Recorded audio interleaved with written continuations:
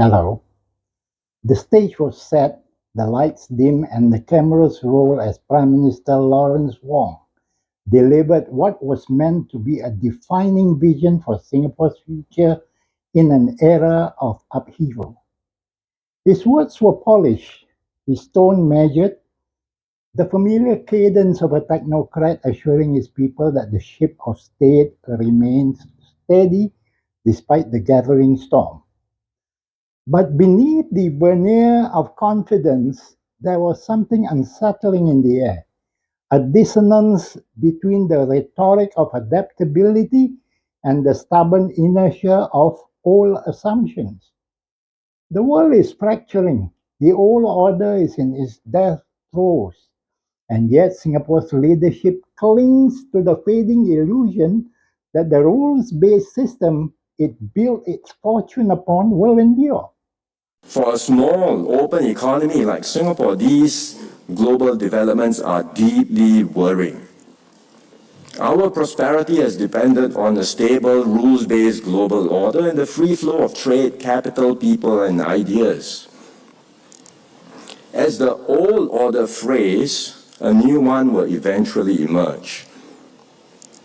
It is likely to be more multipolar, less coordinated, and more contested. It will not be shaped by the grand designs of a single superpower, nor by a harmonious concord of all the major powers, but more by the actions and choices of many different players. Wong spoke of Singapore's role as an active steward of the global commons, a small but influential player shaping the future of AI governance, climate accords, and pandemic preparedness. Noble aspirations, certainly, but they ring hollow when measured against the brutal realities of power politics. First, we will contribute actively to the stewardship of the global commons. Because many of the world's most pressing challenges, from AI governance and climate change to future pandemics, require more global cooperation, not less. And when we say we support international law and multilateralism, we are not just hoping for the best, we are actively working to make things happen. The United Nations, the WTO, the very institution Singapore has relied upon for legitimacy, are now paralyzed by great power rivalry. The West, once the undisputed architect of global trade, is retreating into protectionism. The global South, led by the ascendant BRICS bloc, is rewriting the rules of economic engagement. And Singapore's neighbors are not just watching, they are joining. Malaysia, Thailand, Indonesia, these are not passive spectators. They are hedging their bets, diversifying alliances, and positioning themselves within the new financial and strategic architectures emerging beyond Western dominance. Meanwhile, Singapore remains tethered to the CPTPP, to hollowed out EU partnerships, to a vision of globalization that no longer exists outside Davos conference rooms. Thirdly, we will strengthen our global network of partnerships. In this increasingly multipolar world, we must develop more varied and deeper relations with multiple partners. Because the more connected we are, the more resilient we will be, and the better we can navigate uncertainty and withstand shocks. Economically, we are already plugged into major networks and frameworks like the CPTPP, RCEP, and an extensive network of FTAs. The harsh truth, the world is moving on, and Singapore risks becoming an outlier, a relic of bygone era, still reciting the mantras of free trade while the real game shifts elsewhere. Wong invoked ASEAN unity as a cornerstone of Singapore's strategy, a comforting narrative of regional solidarity in the face of external chaos. ASEAN remains central to Singapore's foreign policy. In a fragmented world, regional unity matters more than ever. If ASEAN can stay cohesive and proactive, it will help all 10 members navigate geopolitical tensions and maintain our collective relevance. But this is a fantasy. ASEAN is not a cohesive bloc. It is a fractured collection of nations, some tilting towards Beijing, others towards Washington, and none willing to risk their own interests for collective action. The South China Sea disputes, the junta in Myanmar, the creeping influence of Chinese infrastructure deals, these are not abstract challenges. They are existential tests of ASEAN's relevance. And so far, the bloc has failed everyone. Singapore cannot afford to wait for ASEAN to find its spine. If the region will not act as one, then Singapore must act alone, forging its own alliances, securing its own interests, even if that means breaking from the diplomatic niceties that have long constrained its foreign policy. The alternative is to remain trapped in a cycle of empty declarations while more decisive players carve up the future without it.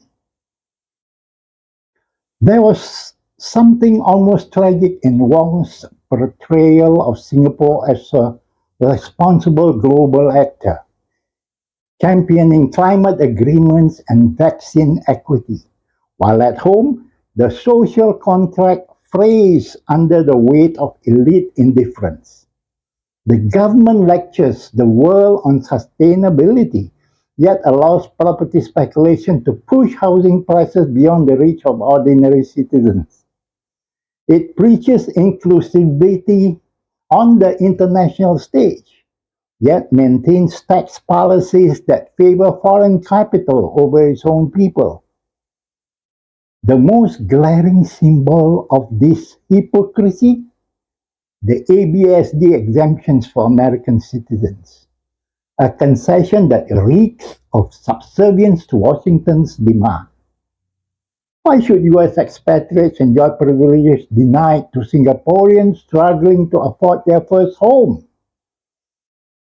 The answer is as obvious as it is uncomfortable, because Singapore's leadership still operates on the outdated belief that placating global capital is more important than protecting its own.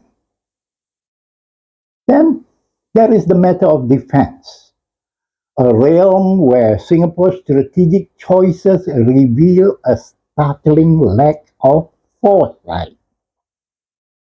The decision to purchase F-35 fighter jets at a staggering $3.7 billion is not just a financial misstep, it is a geopolitical blunder. These aircraft are not merely weapons, they are symbols of alignment, of entanglement in a US-led security architecture that is rapidly losing its dominance. Why lock into an overpriced, maintenance-heavy system when alternatives exist?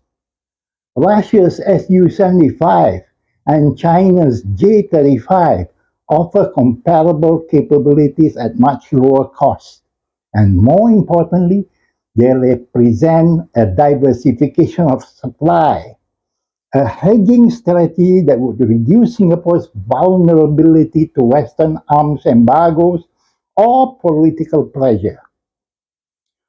Worse still is the continued presence of US military facilities on Singaporean soil. Paya Lebar Air Base is not just a logistical asset, it is a bullseye, painting Singapore as a forward outpost in America's containment strategy against China. In the event of a conflict, Singapore will have no say in its own fate. It will be battleground by proxy. The uncomfortable reality is that Singapore no longer has the luxury of incrementalism.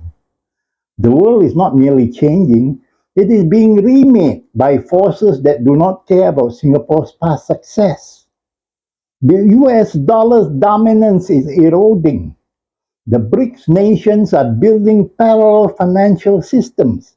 The global south is rejecting Western moralizing and embracing transactional sovereignty first diplomacy. Singapore can either adapt or become an afterthought. This is not abandoning principles. It is about recognizing that survival requires pragmatism. Joining BRICS as an observer would not mean surrendering to China. It would mean securing a seat at the table where the next era of trade and finance is being negotiated. Rebalancing defense procurement away from the US would not mean isolation. It would mean ensuring that Singapore's security is not held hostage to another nation's agenda. Wong's speech was not without merit. He acknowledged the challenges. He spoke of agility, of resolve. But agility without direction is just motion, not progress.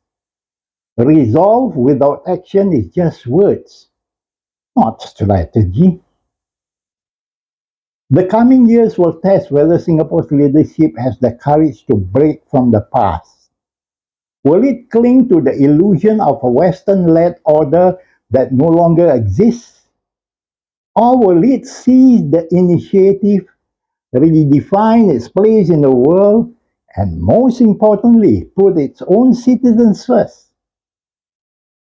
The clock is ticking, the storm is here, and Singapore must decide, will it sail into the wind or be dashed against the rocks?